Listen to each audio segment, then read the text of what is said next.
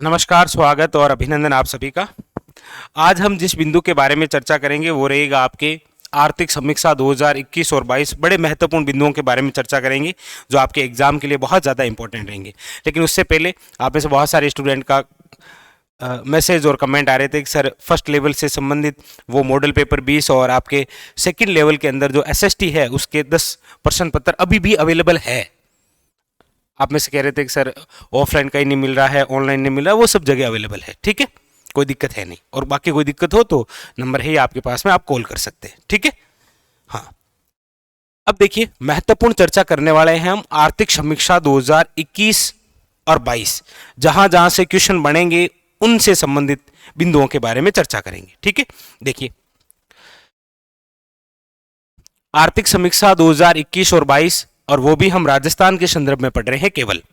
तो पहला बहुत शानदार सा क्वेश्चन बनेगा आपके लिए कि राजस्थान की अर्थव्यवस्था में क्षेत्रवार जो योगदान है वो किस क्षेत्र का कितना है।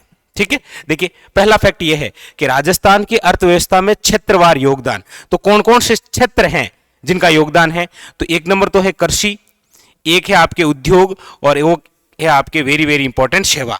अब यहां से क्वेश्चन कैसे पूछेगा, डायरेक्ट क्वेश्चन पूछेगा आपको कि राजस्थान की अर्थव्यवस्था में कृषि का स्थिर कीमत पर कितना योगदान है या फिर प्रचलित कीमत पर योगदान कितना है। अब ये क्वेश्चन कृषि से बन सकता है, उद्योग से बन सकता है या फिर सेवा से बन सकता है। तो आप कहेंगे सर इसमें डायरेक्ट ही आपको डाटा याद रखने हैं स्थिर कीमत और प्रचलित कीमत पर। जैसे कि राजस्थान की जो अर्थव्यवस्था है उसके अंदर कृषि का जो योगदान है वो स्थिर कीमत पर कितना है, तो याद रखिएगा 28.85%, जबकि प्रचलित कीमत पर रहेगा ये 30.23%। ठीक है, उद्योग की बात करते हैं तो स्थिर कीमत पर योगदान है आपके 26.34%, जबकि प्रचलित कीमत के तहत है 24.67। सेवा की बात करते हैं तो स्थिर कीमत पर है 44.81%, जबकि प्रचलित कीमत पर है 45.10%।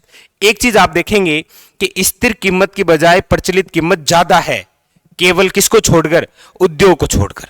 तो इसीलिए यहां से क्वेश्चन सबसे अच्छा बन सकता है कि राजस्थान की अर्थव्यवस्था में उद्योग का प्रचलित कीमत पर योगदान कितना है, तो याद रखिएगा 24.67%।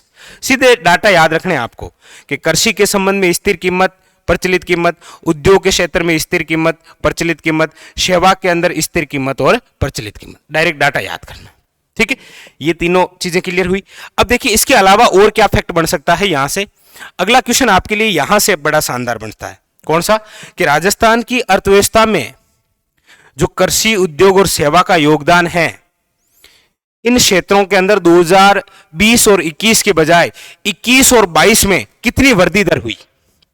भाई ये जो कृषि है, इस कृषि के अंदर 2020 और 21 के बजाय 2021 और 22 में कितनी प्रतिशत वृद्धि हुई वो इंपॉर्टेंट है। तो देखिए कृषि में कितनी वृद्धि दर हुई इस बार, मतलब 20-21 के बजाय 21-22 में, तो याद रखिएगा 4.78%। उसी आधार पर उद्योग में कितने प्रतिशत वृद्धि हुई, तो 15.37%, जबकि सेवा के अंदर वही वृद्धि कितनी हुई, 11.89%।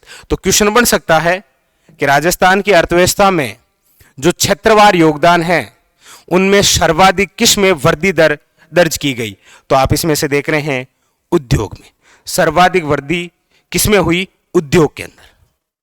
क्लियर, तो यहां से अच्छे क्वेश्चन बन सकते हैं। ये तो पहला कंसेप्ट हुआ कि राजस्थान की अर्थव्यवस्था में जो क्षेत्रवार योगदान है वो किन किन का है। तो हमने पढ़ा कृषि का है, उद्योग का है और सेवा का है। स्थिर कीमत पर कितना है, प्रचलित कीमत पर कितना है, और इन तीनों में 2020 और 21 के बजाय 21 और 22 में कितनी वृद्धि दर हुई, तो वो आपके सामने।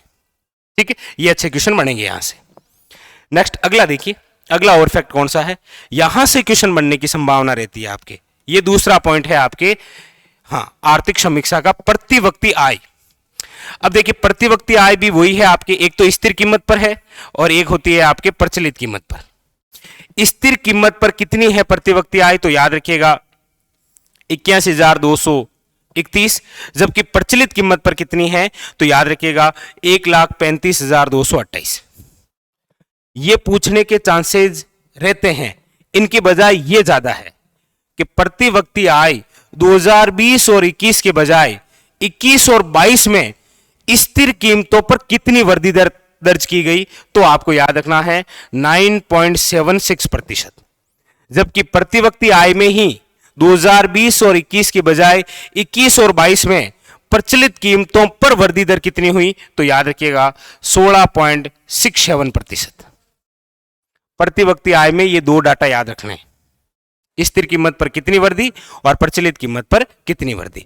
और एक फैक्ट याद रखिएगा कि 2020 और 21 के बजाय राजस्थान में प्रति व्यक्ति आय में इस बार क्या हुई है, वृद्धि हुई है। डायरेक्ट वन लाइनर ऊपर से क्वेश्चन बन सकता है कि 2020 और 21 के बजाय राजस्थान में 21 और 22 में प्रति व्यक्ति आय में कमी हुई। ऐसे सत्य और असत्य कथन आते ना, तो कमी नहीं हुई थी, याद रखिएगा क्या हुई थी, वृद्धि। क्लियर, डायरेक्ट याद करने हैं आपको वन लाइनर।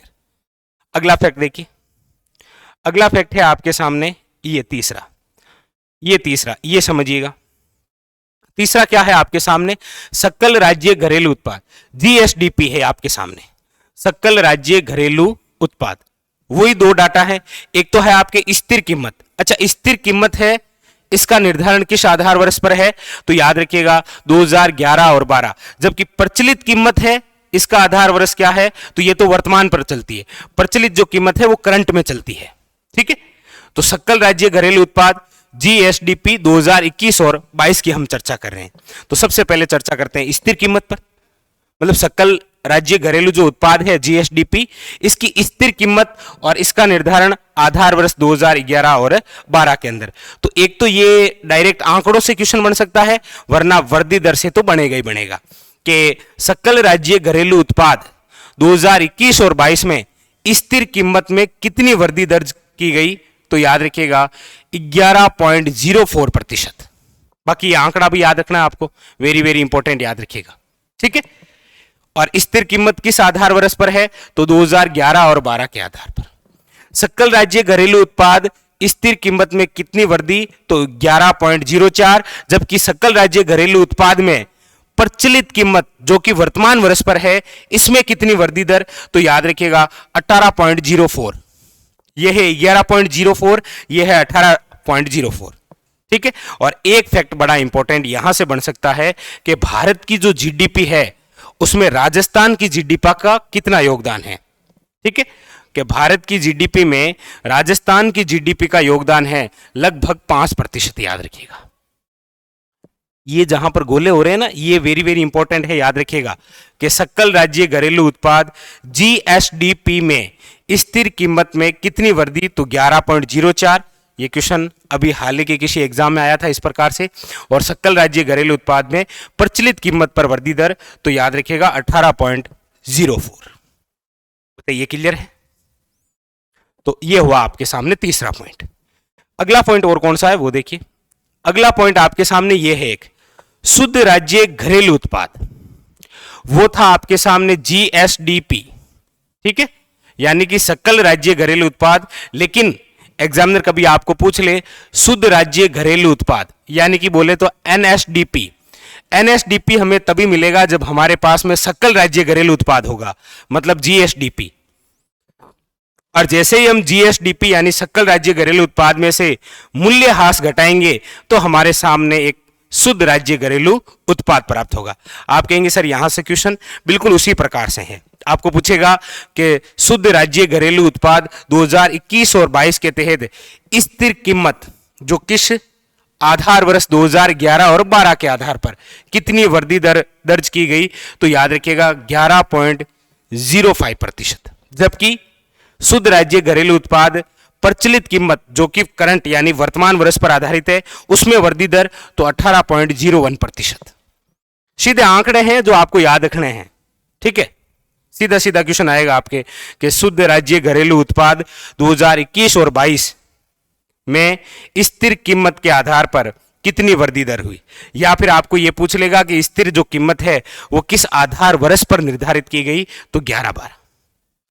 ठीक है, चलिए अगला एक और फैक्ट ये आपके सामने, थोक मूल्य सूचकांक WPI यानी महंगाई का निर्धारण करती है ये। ठीक है, तो थोक मूल्य सूचकांक ये किस आधार वर्ष पर है, तो याद रखिएगा 1999 टू 2000। देखिए सकल राज्य घरेलू उत्पाद जीएसडीपी, इसका स्थिर कीमत का आधार वर्ष क्या है, 2011 और 12, जबकि थोक मूल्य जो सूचकांक है इसका आधार वर्ष क्या है, तो याद रखिए 1999 टू 2000। ठीक है, और ये कौन, तो राजस्थान सरकार द्वारा प्रति माह जारी करती है ये। ठीक है, तभी तो हमें पता चलता है कितनी क्या महंगाई है। इसके अंदर वृद्धि दर कितनी हुई, तो याद रखिएगा 9.78%। और कितनी वस्तुएं शामिल है थोक मूल्य सूचकांक में, तो 154। सीधे सीधे फैक्ट हैं आपके सामने 5। सबसे पहले राजस्थान की अर्थव्यवस्था के अंदर क्षेत्रवार योगदान, कृषि, उद्योग और सेवा। ठीक है, उसके बाद में वेरी वेरी इंपॉर्टेंट प्रति व्यक्ति आय। तीसरा पॉइंट सकल राज्य घरेलू उत्पाद। चौथा पॉइंट शुद्ध घरेलू उत्पाद। और पांचवा पॉइंट आपके सामने थोक मूल्य सूचकांक। सीधे सीधे आंकड़े हैं, रट डालना है एग्जाम के लिए। ठीक है, क्योंकि यहीं से वन लाइनर क्वेश्चन बनेंगे।